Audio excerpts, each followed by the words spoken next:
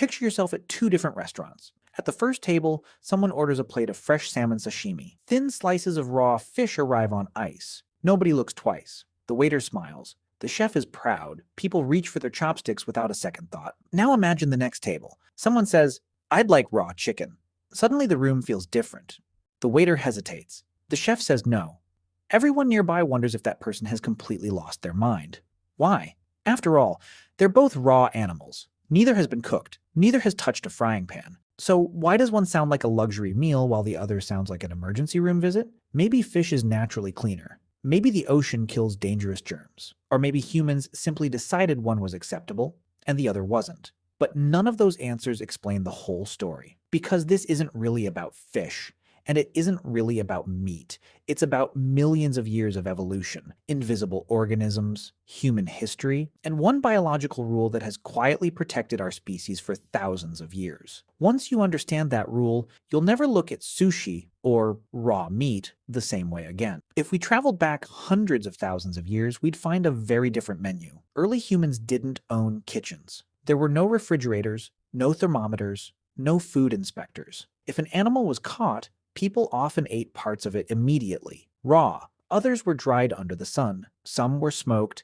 Some were eventually cooked after humans learned to control fire. Cooking changed everything. Food became easier to chew. Calories became easier to absorb. Many dangerous microbes were destroyed before reaching the stomach. But something interesting happened. Not every food followed the same path. Even after cooking became common, many coastal societies continued eating certain seafood raw. Meanwhile, very few cultures made raw chicken an everyday meal. That difference wasn't based on fashion. It was built through centuries of observation. People remembered which meals ended happily, and which meals ended with sickness. Long before anyone knew what bacteria were, humans were already collecting evidence. Every generation passed those lessons to the next, not through science books, through survival. Most people assume raw fish is safe because the ocean is cleaner than the land. It isn't. The ocean is full of life. Every drop of seawater contains countless bacteria, viruses, and microscopic organisms. Fish spend their entire lives surrounded by them. So why aren't sushi restaurants constantly making people sick? Because the biggest difference isn't how many microbes exist, it's which microbes exist. Fish are cold-blooded animals. Their body temperature rises and falls with the surrounding water. A tuna swimming through cool ocean currents has a body that is far colder than yours. Your body is completely different. It stays close to 37 degrees Celsius, 98.6 degrees Fahrenheit, almost every hour of every day. For many microorganisms that thrive inside fish, that's an environment they've never evolved to handle. Imagine taking a polar bear and dropping it into the middle of a desert.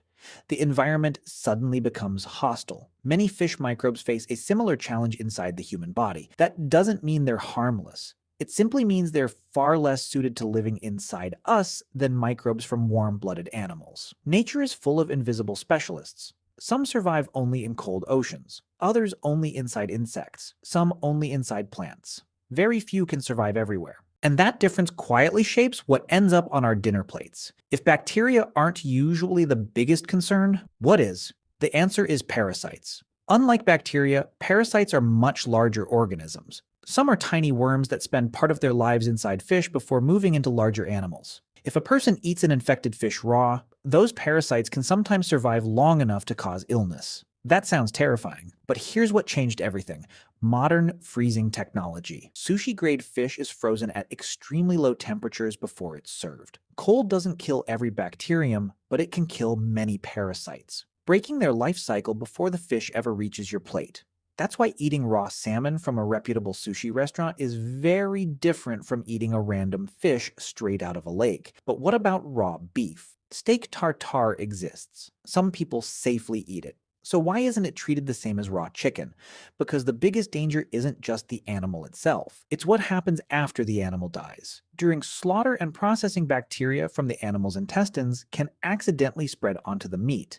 That's why food safety rules are so important. Chicken carries a much higher risk because harmful bacteria are far more common. One of the most famous is Salmonella. It naturally lives in the intestines of many birds. During processing, it can spread onto the meat. Cooking destroys it, which is why health experts recommend never eating raw chicken. So does that mean raw fish is completely safe? Not exactly. Raw seafood can still carry dangerous bacteria and viruses. That's why trusted suppliers and careful handling matter so much. The safest sushi restaurants follow strict food safety standards every single day. In other words, raw fish isn't safe because it's fish. It's safer because humans learned how to reduce the risks. Science didn't make raw fish harmless. It simply made eating it much safer than it used to be. So the next time you see sushi on a menu, remember, you're not just looking at raw fish. You're looking at millions of years of evolution, human knowledge, and one of the greatest food safety success stories ever created.